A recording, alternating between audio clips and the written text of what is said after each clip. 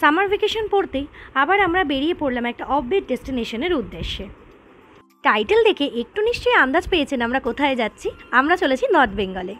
শিয়ালদা থেকে পদাতিক এক্সপ্রেস ধরে সকাল 9:30 নাগাদ আমরা পৌঁছে গেলাম এনজিপিতে। এনজিপিতে নেবেই চটপট গাড়ি বুক করে আমরা এগিয়ে চললাম আমাদের গন্তব্যের দিকে। দার্জিলিং, কালিম্পং বা মিরিক আমরা সবাই একবার না একবার করে গেছি। এখন আমরা যে জায়গাটার উদ্দেশ্যে যাচ্ছি সেই জায়গাটা দার্জিলিং শহর থেকে মাত্র 35 কিলোমিটার দূরে অবস্থিত এক রাশ সবুজের ঝাঁপি নিয়ে। জায়গাটার নাম হচ্ছে ঝেপি। এনজিপি থেকে ঝেপির ডিস্টেন্স 115 কিলোমিটারের মতন, আর যেতে সময় লাগে 4.5 থেকে 5 ঘন্টার কাছাকাছি। পাহাড়ের সৌন্দর্য দেখতে দেখতে কোথা দিয়ে যেন 4.5 ঘন্টা কেটে গেল। আমরা পৌঁছে গেলাম ঝেপিতে। ঝেপিতে আমরা স্টে করেছিলাম চেতনা ফার্ম স্টেতে। ঝেপি আমাদের প্ল্যানে অনেক দিন ধরেই ছিল। সামার ভ্যাকেশনের রাশ থাকার জন্য 4 মাস আগে থেকেই আমরা বুকিং করে রেখেছিলাম এই জায়গাটিকে। এখানে পার ডে পার হেড হিসাবে ফুডিং লজিং সমেত আমাদের পড়েছিল 1800 টাকা করে।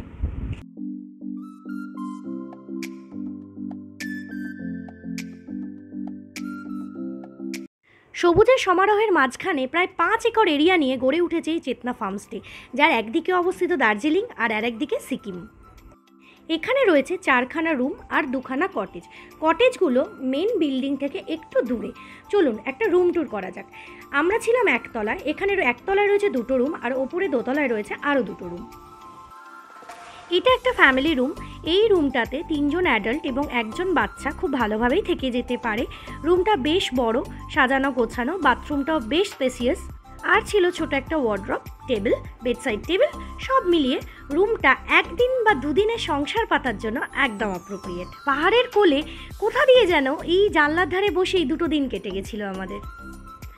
রুমের জানলা থেকে ভিউটা ছিল খানিকটা এই রকম। চলুন একবার ওয়াশরুমটাও দেখে নেওয়া যাক। এই রুমটার ওয়াশরুমটা কিন্তু বেশ বড়, একটু লম্বাটে প্যাটার্নের, আর বেসিক যা যা ফেসিলিটিস থাকার কথা সবই ছিল এই ওয়াশরুমটাতে। চেতনা ফার্মস ভীষণ সুন্দরভাবে সাজানো গোছানো, চারিদিকে ফুল গাছ দিয়ে এত ভালোভাবে সাজিয়ে রেখেছে। জায়গাটাতে গেলে সত্যিই মন ভালো হয়ে যায়। এখানে গিয়ে আর কিচ্ছু কোনো জায়গা এক্সপ্লোর করার দরকার নেই। 2টো দিন নিশ্চিন্তে নিভৃতিতে একদম এখানে এই ফার্মস্টেতে বসেই কাটিয়ে দেওয়া যায়। চেতনা ফার্মসে ঢুকেই প্রথমেই পরে হচ্ছে কটেজ 2টো, তারপরে হচ্ছে এই মেন বিল্ডিংটা। এখানে পার্কিংয়েরও অ্যারেঞ্জমেন্টস রয়েছে। ঝেপি গ্রামটিতে পর্যটকদের আকর্ষণের আরও একটি মেন কারণ হলো হিমালয়ান বার্ডস। এখানে প্রচুর পাখি রয়েছে এবং সারা দিনটা যেন পাখিদের আওয়াজে মুখরিত হয়েছিল।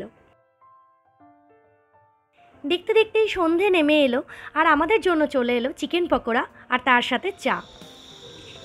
চা আর পকোড়া দিয়ে স্ন্যাক্সটা জাস্ট জমে গেল। স্ন্যাক্স খেয়েই আবার আমরা একটু বেরিয়ে পড়লাম রাতের অন্ধকারে এই ফার্মস্টেটাকে কীরকম লাগে দেখার জন্যে। চারপাশটা মুখরিত হয়ে উঠেছিল ঝিঝি পোকার ডাকে, আর দূরের পাহাড়গুলোতে ছোট্ট ছোট্ট যে লাইটসগুলো জ্বলছিল মনে হচ্ছিল যেন এক গুচ্ছ নক্ষত্র টিমটিম করে জ্বলছে। পাহাড়ের একদিকে দাঁড়িয়ে অপর দিকের পাহাড়ের লাইটসগুলো দেখতে না আমার ভীষণ ভালো লাগে। মনে হয় যেন এই যে লাইটসগুলোর পিছনে প্রত্যেকটা এক একটা বাড়ি রয়েছে, সেই বাড়িতে নিশ্চয়ই কোনো না কোনো গল্প আছে। এটা একটা অন্য রকমই ফিলিং। ঝিঝি পোকার ডাকের সাথে সাথে কানে আসছিল পাশ দিয়ে বয়ে চলা ছোট্ট নদীটার আওয়াজও। কাল সকালে ফার্মস্টের চারপাশটাকে এক্সপ্লোর করব।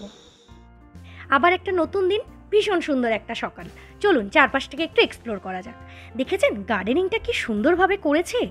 পুরনো আনইউজড জিন্সের প্যান্টের মধ্যে মাটি স্টাফ করে তার ভিতরে ওনারা গাছ লাগিয়েছেন। সত্যি আইডিয়াটা ভীষণ ইউনিক, তাই না? ঘুরতে ঘুরতে আমরা চলে এলাম কটেজগুলোর কাছে। চলুন কটেজগুলোর কাছাকাছি একটু যাওয়া যাক। সামার ভ্যাকেশন থাকার জন্য প্রত্যেকটা রুমই ছিল ফুল। ঝেপির আশেপাশে বেশ অনেকগুলো ঘুরতে যাওয়ার জায়গা রয়েছে। যদিও আমরা 2টো দিন জাস্ট নিভৃতিতে এখানেই কাটিয়েছি, কোথাও যাইনি, তবে এখান থেকে মাত্র 9 কিলোমিটার দূরেই হচ্ছে বিজনবাড়ি, আর রয়েছে ধোত্রে, মেগিতার, আর রয়েছে একটি দেবী মন্দির। এছাড়া শ্রীখোলা, রিম্বিক কিংবা গিরিপুরেও চলে যাওয়া যায়। আমরা চেয়েছিলাম এই ট্রিপটাকে বেশি হেক্টিক না করে 2টো দিন জাস্ট রিল্যাক্সে নেচারের মধ্যে কাটাতে। সামনেই রয়েছে ছোট্ট একটা জলাশয়। এখান থেকে ভিউটা খানিকটা এই রকম ছিল। কি অসাধারণ না?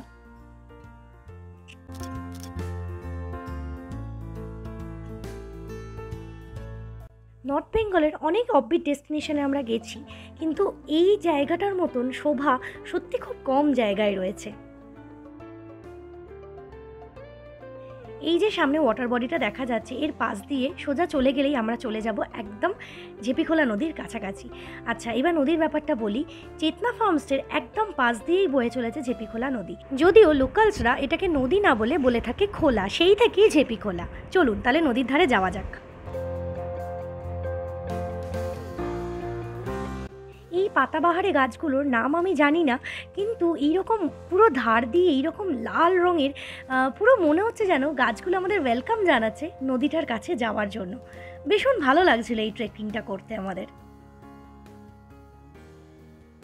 সবাই মিলে গল্প করতে করতে আমরা এগিয়ে চললাম নদীর কাছাকাছি। এইবার আমাদেরকে এই রোডটার থেকে এইবার একটু নিচের দিকে নামতে হবে, তবেই আমরা চলে যাব একদম নদীর কাছাকাছি।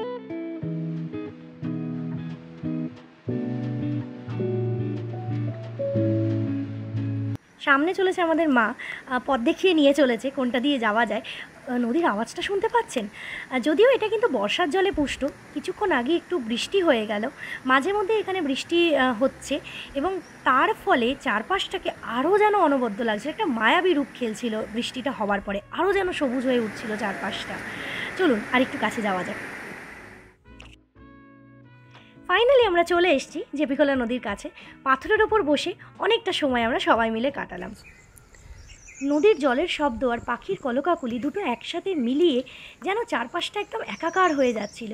এখান থেকে আমাদের রুমগুলো কি ভালো লাগছে দেখতে, দারুণ দারুণ।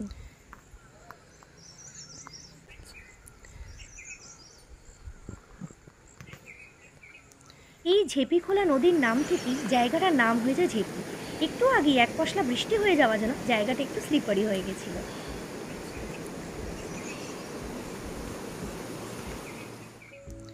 চলুন এবার রিসেপশনটা একটু ঘুরে নেওয়া যাক। এইটা হলো রিসেপশন কাম ডাইনিং স্পেস। রবি প্রধানজি শিক্ষা সংস্থার সাথে যুক্ত। ওনার লাইব্রেরিটি ভীষণ সুন্দর, বিভিন্ন বুকসের ভালো কালেকশন দেখলাম। রয়েছে বেশ কিছু দুর্মূল্য বই যেগুলি দার্জিলিং সম্পর্কিত। এছাড়া এনার এই পুরনো জিনিসের সংগ্রহটিও কিন্তু খারাপ নয়। এই যে মডেলটা দেখা যাচ্ছে, এইটা ওনার একটি ছাত্র ওনাকে গিফট করেছেন, এই চেতনা ফার্মস্টের একটি রেপ্লিকা। এছাড়া রয়েছে পূর্বপুরুষদের ছবি, রয়েছে অনেক মিউজিক্যাল ইনস্ট্রুমেন্টও। এই সমস্ত পুরনো জিনিস দিয়ে ওনার একটি গ্যালারি করার ইচ্ছে রয়েছে। হোপফুলি পরবর্তীকালে আমরা যদি আসি দেখতে পাবো হয়তো ওনার এই গ্যালারিটি। দেখলাম বাইচুং ভুটিয়ার সাথেও রয়েছে ওনার ছবি। এই যে এখানে সমস্ত মিউজিক্যাল ইনস্ট্রুমেন্টগুলো, তার সাথে রয়েছে বেশ কিছু অস্ত্রশস্ত্র, সেইগুলোকে সব সুন্দর করে উনি সাজিয়ে রেখে দিয়েছেন। ভিতরে তো খাবার ব্যবস্থা রয়েছেই, চাইলে ওনারা বাইরেও কিন্তু অ্যারেঞ্জ করে দেন। ডাইনিং হল থেকেও ভিউটা কিন্তু জাস্ট দারুণ। এইসব করতে করতে আমাদের লাঞ্চ দেখলাম রেডি হয়ে গেছে। আজকে আমাদের লাঞ্চে ছিল ভাত, ডাল, আলু ভাজা, স্কোয়াশের শাকের তরকারি, আর ছিল ডিমের ডালনা, আর পাঁপড় ভাজা আর স্যালাড তো ছিলই। স্কোয়াশের শাক আগে আমরা কখনো খাইনি, বেশ ভালো লাগলো খেতে, রান্নাবান্না অসাধারণ। জমিয়ে লাঞ্চটা করার পর আমরা যখন রুমে এলাম তখন শুরু হয়ে গেছে বৃষ্টি। জানলার ধারের বিছানাটাতে শুয়ে সঙ্গী করেছিলাম আমার প্রিয় গল্পের বইটাকে, আর বাইরে তখন চলছিল এই রকম মুষলধারে বৃষ্টি। সব মিলিয়ে জিনিসটা ছিল একটা পারফেক্ট কম্বিনেশন। শুধু একটা জিনিসই মনে হচ্ছিল, এই মোমেন্টটাকে যদি একটু ধরে রাখতে পারতাম, যদি আটকে রাখতে পারতাম সময়টাকে। এই জায়গাটা থেকে সত্যি আমাদের যেতে ইচ্ছে করছিল না, মনে হচ্ছিল আর কটা দিন থেকে যাই। বারান্দা থেকে বৃষ্টির রূপ দেখতে দেখতে কোথা দিয়ে যেন অনেকটা সময় কেটে গেল। দেখতে পেলাম মেঘ এসে কীরকমভাবে পাহাড়গুলোকে ঢেকে দিচ্ছে। বৃষ্টির জল পড়ার পরেই এই ওয়াটার বডিটাতেও দেখলাম রাজহাঁস দুটো তাদের মতন খেলতে শুরু করে দিয়েছে। চারপাশটা আরও সবুজ হয়ে উঠেছে।